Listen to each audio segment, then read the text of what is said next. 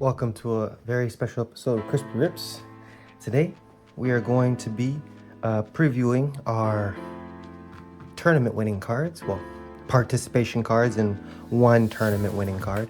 And also talk about some of the upcoming ban lists and restriction lists that I've seen a lot of people speak about. And since I'm an active player constantly these days, especially on Discord, I'm playing every other day, and I go to a weekly local just to get some of the cards, get some of the alternate arts for the season 2, and season 1, and pretty much do my best to get into the Gundam TCG world and try my best. Went to a new type challenge on Saturday, and I didn't do that great, but I got one win in. But everybody, it brought to light why blue and particularly white, the Blurple deck is extremely powerful. And everybody came with the rush deck, so I was coming with a mid-range deck that I know that can beat the Wing Zero. I was expecting Wing Zero and Kshatriya deck, which I know I can beat those two. Blurple a little bit, I can defend myself well as there with the deck that I had, but everybody came with a specific rush deck that just annihilated my deck before it can get off on its feet and defend itself. So unfortunately, I learned my lesson, but I'm gonna come back stronger. There's an even bigger tournament happening in the next month. So this video was more so about the alt art that we got from the tournaments and the ban restriction updates that's gonna come this Friday. So we do have our lineup. These cards here were cards that were drawn from the white packs for participating, and these cards are just given to you directly for participating as well. And then then you get there's the white packs, and then you get your black pack, which you can then get your one tournament card. So we'll start off actually with as I was going around, I saw this box here, the deck holding box, and it has a nice little window for when you put your cards in, you can see your deck here. It comes with a little separator inside there. It's a plastic separator. Very nice purchase, I would say. If you're a Gundam, if you play Gundam, I would suggest getting that because it comes with your 2 cards. You get one EX base and one EX resource. And for those who probably have seen it or haven't seen it, this is the base EX base and resource that you would use in any starter deck. And so, good purchase. I love Gundam for alternate arts, for the amount of alternate arts it does have, and they're littered all over the place, you know, and I do appreciate it. If you're just a collector, or you just want to collect you don't want to play but you want to collect, the best place to start is with these tournament alt art cards and the plus cards, which are the alt arts in the regular GDO 1, 2, 3. So let's get into this. We have our first card here, Look of Determination. I like this card. It's a fairly new card, GDO 3, and you get to choose your enemy level 2 or lower, destroy them, and then if it's level 4 or lower, and then if there's 10 or more of these cards in there, you get to choose a level 4 instead. Let's start with the command cards. I guess we'll just go left and right. You get Teria Erd, basically the CB purple unit. If it's destroyed, you get to draw a card. I like this art a lot more than the original. The original was a lot different actually. And Amate Machu, we got the clan, and she's really good. Her and all of her units that she pairs to and links to, man, clan is really, really good. Once you learn clan, you will love clan immediately. It's just so well rounded. G-Quox, her Gundam that she pilots, the G-Quox, and honestly, I do like all of the different variations of G-Quox too. He is such an overpowered unit. A lot of people use the Omega Saikumu that comes with when he comes on the field and one deployed, ping 3. So a lot of people who are a lot of major ping decks run the Omega Saikuma.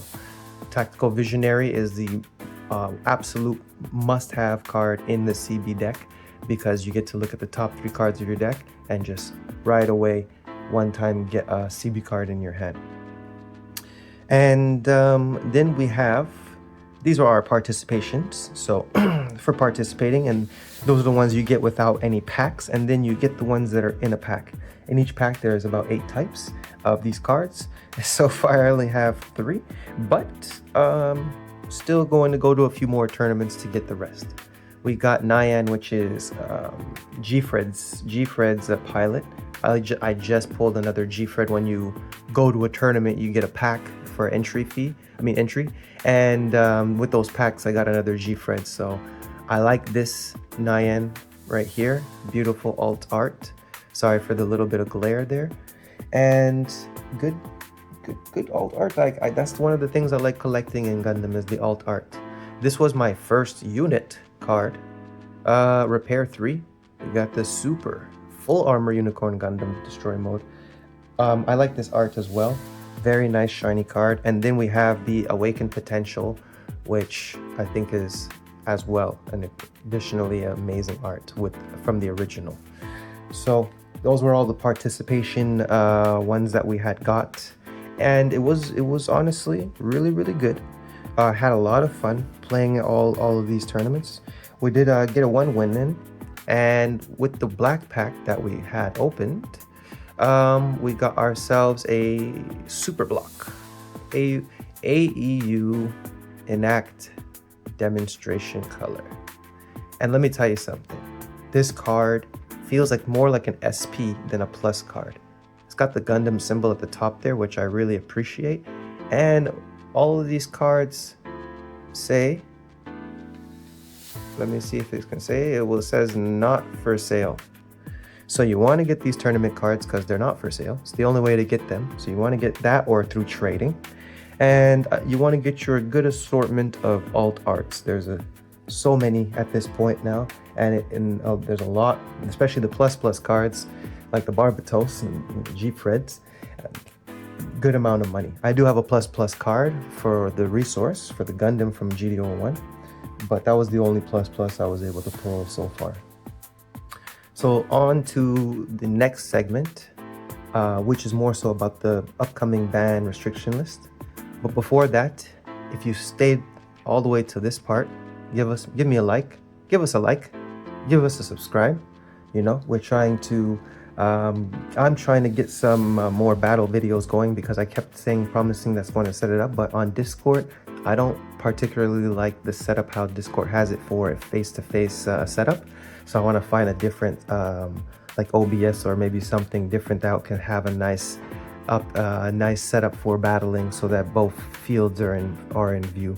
So I will get some of that going, and some of the tournament, I'm going to try to get a camera so that we can put it on the tables while we're at the tournaments, and show you guys what we're doing at the tournaments, and how, all of the different plays, so you can start to see real live action.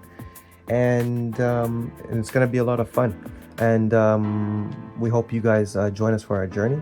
Let us know what you like with these alt arts that we pulled here, and let me know what you think about the alt arts in general for Gundam. What's your favorite one?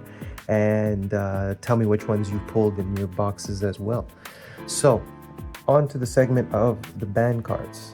Mine's is very short, because everybody has their own version and why, with the regulations and rules associated to it. There's a lot of people who've already spoken about this and have their very good points about it. So I won't have to go do a full in-depth. I'm just giving a personal analysis after my personal experiences and playstyles with other Gundam players through tournaments and through Discord play. So one thing I've noticed is that we'll start off with Amaro Ray. Amaro Ray is a staple in Gundam entirely, being the first pilot, and who pilots Gundam, and who pilots the Grandpa Gundam, as we like to call him. And I don't think they should ban or restrict Amaro Ray For if you're gonna run like more just an Earth Federation based deck, no, I don't think, and I don't feel like there should be a need for a restriction. But because if you do place a restriction on a Moral Ray, STO1's value goes down to 0. It's essentially useless because it comes with 4 Moral Rays, and if you can only use 2, your purchase becomes initially useless. So I don't want to see a Moral Ray get slashed down. But if he does get slashed down, you can still implicate Siege Ploy to still get the resting portion of it. You might not get the +2 and the 1 HP, but you still get the resting for 5 and lower with Siege Ploy, giving you an option for still. There's no reduction in the amount of resting that you're doing, as opposed to buffing your character. I do want to see Corsica base, which is the next. This is the next one on this list. Corsica base get a reduction down to 2. How I was playing as a noob at the very beginning, I only put 2 Corsica bases in my deck because I didn't see any real uses past 2. I didn't see any real uses past 2 of them. So in my eyes, I was like, let me just put 2 Corsicas and then utilize other bases so I can utilize other strategies when it rises. So I guess it should get slashed down to 2. This way, there's really no real reason to have it after 2. And you can start utilizing white base, which still spawns tokens, or any other white or blue base that you can send back to the hand, or resting, or any giving back life. There's all types of other bases that you can utilize. It might straight away or slow down, which is what Bandai is aiming for. Slow down the tempo of some of the aggro, the blue purple. But I still believe that it's going to go well if Corsica can go down to 2. In most cases, it doesn't need to go to 4. But Corsica is a very good base, and it's definitely worth having in a rush deck. It has a lot of purpose in an aggro deck. After that, the next segue after Corsica would be Kira. Kira is linked with huge amount of white units. You understand? This guy he's packed. He's ready to go. And then with the newest Freedom Gundam that has suppression coming, that's linked with Kira. Kira has many options now to bounce you back, to block you, to attack and make sure no damage is done to any of the shields while he's rested. Now suppression. And we're talking about a huge list of things that Kira can do.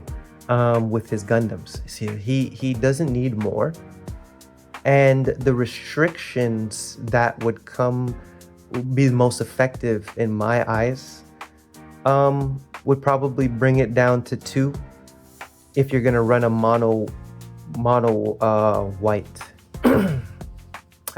Maybe not.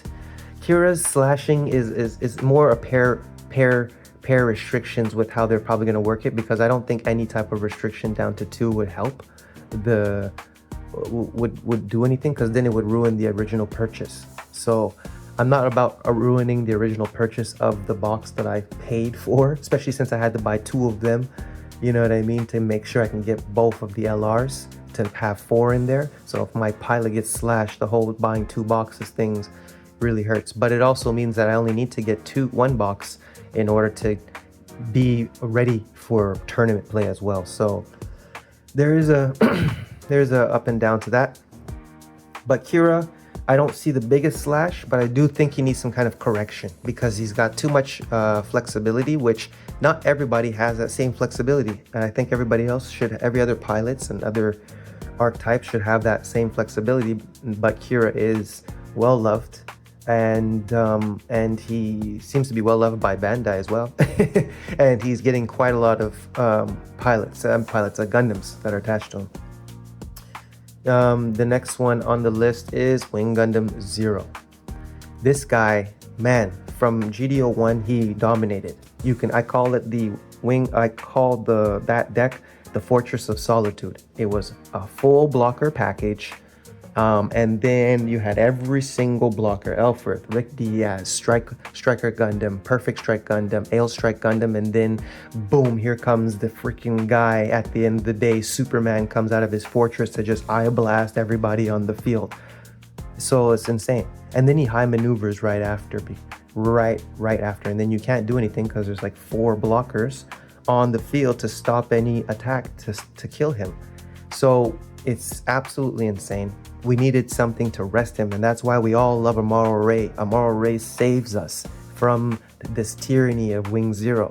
So slashing Amaro Ray means Wing Zero runs rampant, and slashing Amaro Ray means pinging Kshatriya deck also runs rampant.